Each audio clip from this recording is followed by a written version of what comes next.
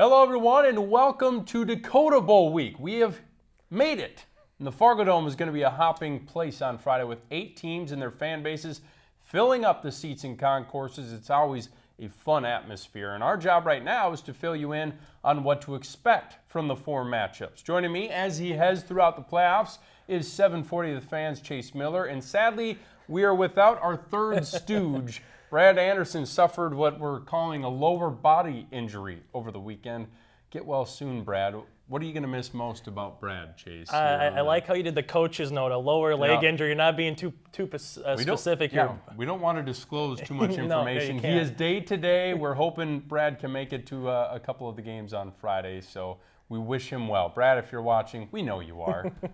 Get better soon. A programming note from us at Midco Sports Network. We'll have all the highlights and all the reaction you want from Friday's action on Varsity Sports Live at 10:30, our final episode of the season, so make sure to tune into that. All right, Chase, the matchups are set, and we're ready to play ball on Friday. Let's go bracket by bracket, starting with the big schools. Here's a look at Class 3A. Century is in the championship for a 4th time in 5 years. They won back-to-back in 2015 and 2016, were the runner-up last year to Bismarck. The Patriots held off that late surge from Mandan in the semifinals to get to the Fargo Dome, where they'll meet a Cheyenne team that played one of its best games of the season in a 27-0 victory over crosstown rival West Fargo. The Mustangs will be making their Dakota Bowl debut. Chase, what advice would you give a program that is going to be doing this thing for the first time in school history? The good news is, Jody, that they can sleep in their own beds, right? Because the Fargo Dome's not too far away from West Fargo Cheyenne High School. And I think the other thing of it is you're going to have a large contingent of crowd rooting for you, because if you're staying for that 3A game, Century has been the team that's expected to be here. They're expected to win the title. They were expected to go 12-0 with Cade Feeney and company leading the helm. So if I'm West Fargo Cheyenne, I say got to get a fast start early, get your footing in this game, because Century's been there, as you mentioned, for the last 5 years. These kids are used to playing, and by the way, they almost won last year's game against Bismarck with the Philly Special. So they understand what it takes to play 4 quarters in a tight-knit affair. I think if you're West Fargo Cheyenne, you have to get a early footing in this football game. You don't want to be chasing points against Bismarck Century. Yeah, that's interesting, because you mentioned it. All the pressure is kind of on Century. They were pegged as the number 1 team in the preseason, so Cheyenne has kind of maybe dealt with a little bit of target on her back in the EDC, being the reigning EDC champs. But now that target shifts a lot to Century, because Cheyenne has not been in this big of a spot in the program's history. And you mentioned a few of the things that are maybe the recipes for an upset for Cheyenne. I'll add stopping the run for Century, because they've been able to run over everyone. They have that big offensive line. Cade Garcia has been fantastic. 18 rushing touchdowns for the junior, who has been phenomenal. And then I think keeping Cade Feeney in the pocket. Easier said than done. Cheyenne has a great defensive line. Tommy Bright, one of the best defensive linemen that you'll find. And then I think it's important for their linebackers, too, to contain. What are they going to throw at Cade Feeney to try to confuse him? Because if you are able to stop the run, then Century is forced to pass. And I think Cheyenne has probably the best defensive backfield in the state. We've seen this team intercept so many quarterbacks. They did 3 more times against Mertz last week in that win over West Fargo. So I think in offensively, I think Cheyenne just sustain long drives and keep the ball out of Century's hands. The Patriots, we know how dangerous they are. Cade Feeney's the best player in the state, and he showed it again last week. And the one thing, too, to go on top of that point, Jody, you mentioned about the offensive line for Bismarck Century. I wrote it down. They average 286 pounds and 6 feet 1 inch. I mean, that is a load and a half with Garcia. Feeney had 3 rushing touchdowns in the win over Mandan in the semifinals. He was 7 of 10 for 100 yards. They do have playmakers on the outside. It's just with a Ron Wingenbach-led offense, they kind of want to be more old school, like the Bison winning a couple championships under Vegan, where they want to I formation, run it down your throat, use the fullback, use the running back, use Cade Feeney when they need to. But at the end of the day, if they can pass, Tyler Terhart plays center field probably better than anybody that we've seen in Class 3A, and he had a couple interceptions again last week in their win against West Fargo. And the last thing for Cheyenne, Jody, is they came out with a different offensive look against the Packers. They went to a triple option I formation, not so much a wing tee, not so much a single back. I'm curious if that's going to work with Rodgers at the fullback. You have Angelis or Barika Penu at tailback, and then Workentine. He took a lot of shots in that game, but he kind of looked like Kevin Feeney running the option back in the day in his NDSU days. So can a sophomore quarterback like Workentine, who's probably played more like a junior or senior this year, and if they can get the running game going early, that leaves Terhark with one-on-one options, and Terhark, as good as he is defensively, he's pretty good offensively as well on the outside. And we saw what Mandan did with their passing attack late in that game against Century, able to fight back and make things interesting. I know Tyler Terhark doesn't have the size Elijah Klein does, but he definitely has the talent. Both those guys are going to play Division I football, so interesting to see what happens in that Class 3A matchup. In Class 2A, Beulah has been gritty in the postseason. The Miners had a 9-point win against Devils Lake, and then an 8-point victory over Valley City in the semifinals. Meanwhile, Hillsboro-Central Valley made an absolute statement by absolutely destroying St. Mary's 35-0 on Saturday. Bison commit Oscar Benson went off for 258 rushing yards and a touchdown. Chase, I'll start with Beulah. First off, that was a defensive battle with Valley City. A 7-7 game going into the fourth. The Miners hit a big play. I believe it was on a 4th down in the final quarter. That led to the game-winning score. Chase, you have a lot of appreciation for Jim Dooley's style. You've mentioned it a few weeks in a row.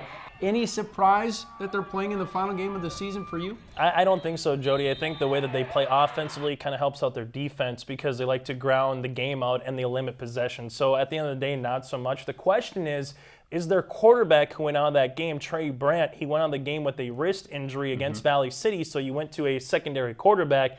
But Beulah kind of runs an offense like Lisbon, where there might not be a true quarterback. They just snap it, and you or me are going to run left, run right, go block up the middle. So the question becomes for Beulah, if Trey Brandt's not healthy and they have to throw the football, because Beulah didn't throw much in their win against Valley City, is that going to be a recipe then for Hillsboro-Central Valley to keep on winning and find a way to get through the job done? But I think if you look at the Beulah Miners, what they've been able to do, Trapper Skolsky, he's in the all-name region already, all-name conference, but a couple rushing touchdowns. You called Baptist Nathan, 20 carries, 170 yards, 3 touchdowns in their win over Devils Lake. This is a team that likes to run the football. I mean, if you're a guy that likes to go back to the 1920s, put on a different style of helmet, and everything is wing tee right up the middle between the hashes, Beulah is the team for you. Yep. And now you go up against Hillsboro-Central Valley, which, to be honest, Jody, they don't like to do too much different either. It's going to be a different running scheme. Oscar Benson is going to lead that running scheme,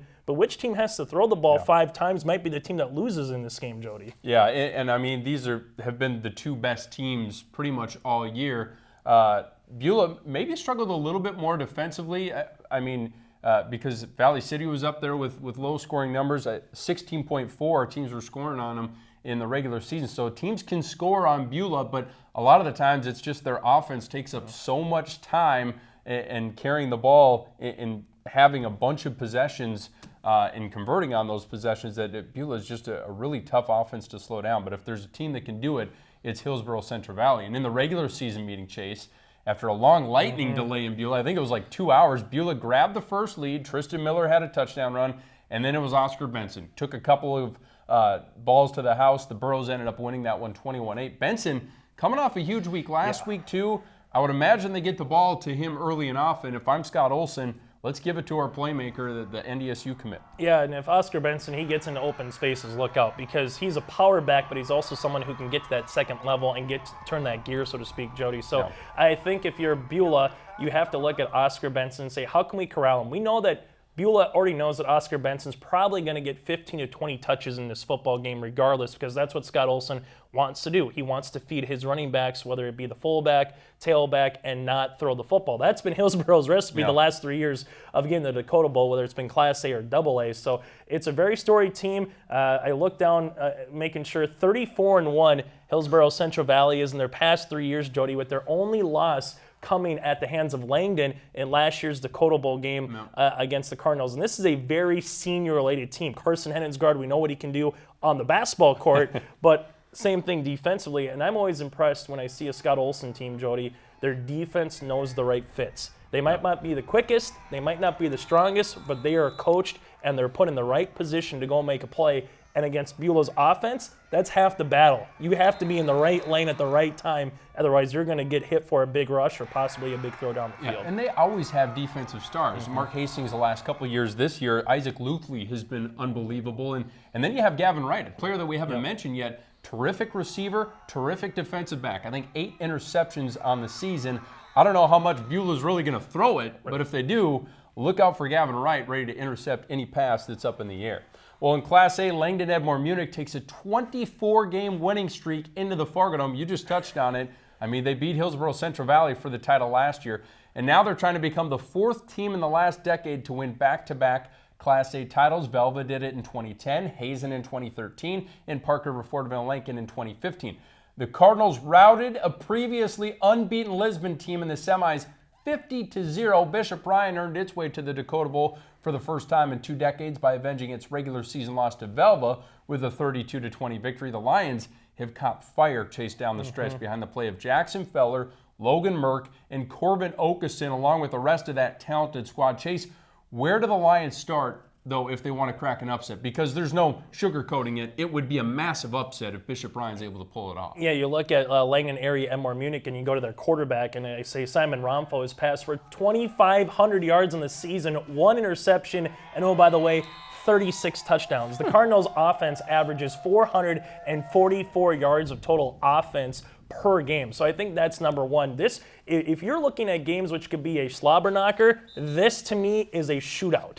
You know, Bishop Ryan has the offense to do it with Feller and company, as you mentioned. You look at Yeti, you look at Romfo, you look at the company that Langdon area Edmore-Munich has. They have playmaking abilities too. So this could be the first one to 30, 35 points, wins this football game. I think Bishop Ryan turnovers, number one. They have to find a way to get Langdon into off-kilter situations, 3rd and 8, 3rd and 9s. Now, Langdon's going to be the most pass-happy team that we're going to see the entire 4 games. They're fine chucking it 30 times a game, where everyone else, if they have to throw the ball 30 times, it's like, whoa, what happened? We must have been trailing big in this one. So I think Romfo is the big one. And then the most points that Langdon's defense has given up this year, Jody, is 16. As much as we like to talk about their offense, Langdon's defense has done just a good enough job as well. Feller, he's going to have to touch the ball, 22 touchdowns this year. You look at wide receiver Logan Merck, he's a two-way player, 1,300 yards of rushing and receiving combined, and 25 touchdowns. So I think it is feed your talent, whether it's Merck or Feller, and then hope that defensively for Bishop Ryan, you make enough plays or turnover on downs or turnovers to get the ball back into that offense. Yeah, I was going to say turnovers is huge. You need to force a couple turnovers for Langdon-Edmore-Munich to even have a shot in this game. And I think it's a different style that you're going to see. Langdon-Edmore-Munich played Hillsboro-Central Valley last year. Physical Burroughs team, right? I think this Bishop Ryan team is built a little bit differently. They have some size up front, but I think they want to beat you differently by attacking. Like you said, they're not afraid to go to the air, and they're not afraid to get their playmakers open in space. So it'll be interesting to see that contrasting style of what Langdon-Edmore-Munich is going up against in this championship game. But as far as a lot of people wondering, maybe they haven't seen Langdon-Edmore-Munich. What makes this team so good? I think you touched on it, the decision-making by Simon Romfo, the athleticism from Simon and Grant Romfo you'll see, Sean Yeti, Jackson Delvo, so much team speed. And after winning the title last year, it was, how do we get these guys stronger and just make sure that we're just almost unbeatable? And I think that's what they did. These guys matured, they got stronger, and they've just been taking it out on teams game after game. And then you think about the coaching. Josh Kravarchka, 8th season. This team was 1-7 in 2015. 1 win in 2015. Since then, 44-3, and they've been to the Dakota Bowl. This will be their 3rd straight Dakota Bowl appearance. What he's been able to do with that program has been unbelievable. As much as we talked about Hillsboro-Central Valley, Langdon, Jody's 35-1 in their last 3 years. And their one loss, 2017, in the title game to the Burros. So they could possibly go 2 calendar years here without a loss if they can finish it off against Bishop Ryan. And the one thing, we talked about Langdon's defense a little bit earlier on, I think their offensive line. Their offensive line isn't overly big, but how they work it in that shotgun formation, and Simon Romfo just knows, I'm going to roll to left, I'm going to roll to right. He sees the blitz coming. I mean, last year, here's a guy as a sophomore that threw for 2,300 yards before the Dakota Bowl. He's already surpassed that this year with 2,500 yards before the Dakota Bowl. So Bishop Ryan and their line, the question is, do you come and blitz And Simon, he can run. Him, Grant, the whole company, Yeti, I mean, they got guys who can run with the football. Do you blitz and you want to get them off kilter and put one-on-one situations with the Yetis of the world? Or do you only send 3 guys back, you put max coverage, and you say, hey, we're going to go zone, we're going to try to bracket some of these guys and maybe force Langdon to throw into some tight situations? I don't know which one's the better, because you don't want to only bring 3 and get sliced and diced, but at the same point, putting your guys on an island against Yeti, that could be a long day too, Jody. That's why we're glad we're in these chairs and not the chairs in the press box or trying to figure it out and game planning this thing.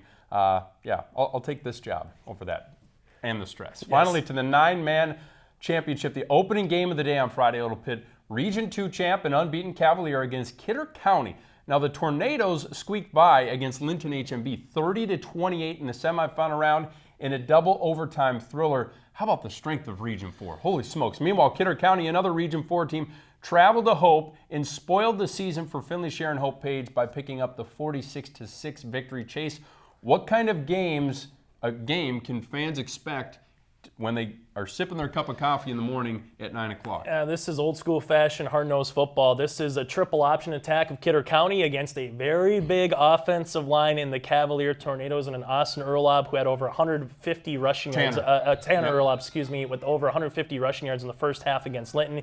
He finished with 225 rushing yards, 3 touchdowns. So Tanner Erlob has been the dude. But Cavalier's offensive line, Jody, I mean, you look at their strength, what they've been able to do. It's kind of the same deal to what we said about Bismarck Century. This is an offensive line that's averaging over 250 pounds in 9-man football. You don't see that often if you use the center, the guard, and the 2 tight ends. And then on the end of the day, if you look at Kidder County, they're led by a 4-headed monster. Yeah. This is true triple option football, but in 9-man style. You got Jonah Harder, who's the quarterback. His brother Isaiah, who has already 1,000 yards rushing, 13 touchdowns. Parker Hager and Peyton Cathune, who's got a junior running back with 10 touchdowns and 600 yards. Those are the 4 guys you're going to be saying their names a lot and seeing their names a lot for Kidder County. So can Cavaliers stop the triple option attack of the Wolves?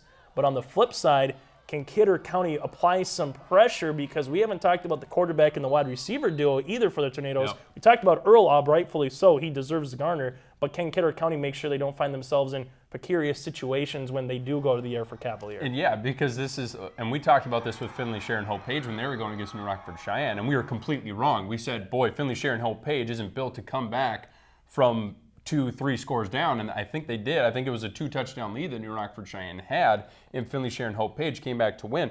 But I think this is the same case for Kidder County where, yeah, they haven't passed the ball that much, but they've just dominated teams on the run, averaging 300 yards per game on the ground. So they haven't had to. So we could learn about this team a little bit. What's going to happen if you do fall behind maybe by a couple scores to this Cavalier team? Are you able to open it up? So that'll be interesting to see how that plays out. But like you said, Tanner Erlob, great season. He had an injury last year in the season opener, I think, against Thompson. Missed pretty much the whole year, but he's been terrific. 1,100 rushing yards, 15 touchdowns. Colton Richensky, the quarterback, operating things. Andre Courier, terrific receiving weapon, 6'6", 215, 14 touchdown catches for a guy that's going to be playing at NDSU next year. And inside the dome, I mean, when you have your athletes, it's one thing to beat teams in the mud bowl up there like Cavalier has done a few times, but now you have the turf field and anything can happen, and it opens up your passing game a little bit with Courier. It really does, and if all of a sudden if you're Kidder County and you're taking Erlob away, maybe you go to Courier in a one-on-one situation, and don't forget 9-man football is kind of that in North Dakota because they played on a normal field, or in Minnesota, they make it down more to the numbers so you don't have as much space. Here, if you got a guy one-on-one the outside, he's running to the Alaris Center in Grand Forks at the end of the day. So can Kidder County's triple option get things going with what we mentioned earlier? To the flip side, can Cavalier find ways to get their playmakers involved? Because if I'm Kidder County, I say, you know what, let's take Erlob away. Let's make him throw the ball 20 times. And maybe we'll just, if we get beat, we get beat that way. But you have to try to contain Erlob as much as possible, I think, in this one if you're Kidder County. So yeah, Kidder County, more of a primary run-the-ball team. Cavalier a little more balanced, but if the Tornadoes get that 2 or 3 touchdown lead, I think Kidder County, look out. And we're going to learn a lot about both these teams. And I think what they were able to do last week, we didn't really get into it too much, but to go to Finley Sharon Hope Page and just put a licking on the Spartans. That was impressive. And, talking a little bit with Kidder County, asking him about Region 4, well, you could have had an all Region 4 championship game because Linton was able to pull that off. they were very close, and all 4 Region 4 teams made the quarterfinals. So Kidder County's been battle tested. I think the question for Cavalier was, have they been battle tested as much besides that Mud Bowl? Well, they kind of got their eyes awoken a little bit with that double overtime home victory in the semis against Linton HMB. So they're tested. Kidder County's tested. It should be a great way to start things off at 9 o'clock Friday morning, Jody. Oh, can't wait. That's a wrap. We'll have our predictions posted on the blog at midcosn.com, just like the last few weeks. So check those out, and we're actually tied going into the final week. So here we go. Enjoy the games on Friday, everyone. This will be a lot of fun. For Chase Miller, I'm Jody Norstedt. We're sorry Brad couldn't be here. Brad, feel better. We'll see you at the Dome.